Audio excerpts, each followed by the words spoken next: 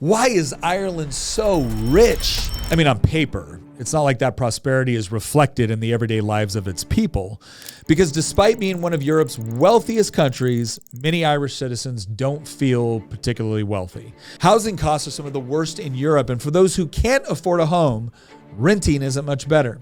In Dublin, the average rent for a two-bedroom apartment can exceed 2,000 euros per month, while the average house price has surged to nearly 400,000 euros. And that isn't the only problem, because wages are stagnant at the same time that the cost of living has skyrocketed since 2020. Ireland's healthcare system is notorious for long wait times, while childcare is some of the most expensive in Europe.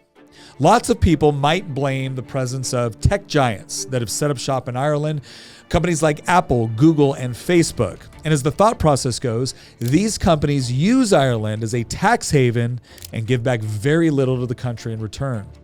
But with the second most progressive tax system in the entire developed world, it's not like Google is the reason Irish people are struggling.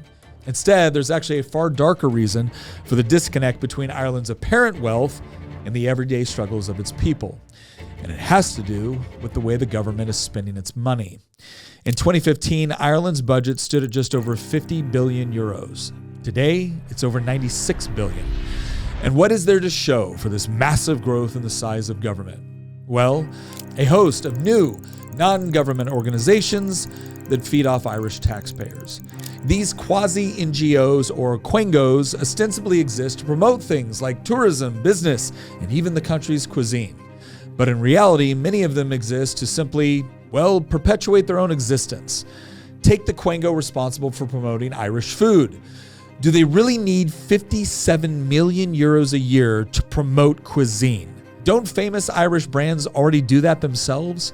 Why does the government need to take money from taxpayers in order to do Guinness's job for Guinness? Even more troubling is the fact that other NGOs operate as a mechanism to influence public opinion on the taxpayer's dime. This means Irish citizens are often forced to fund public policy campaigns that they're out in the streets protesting against.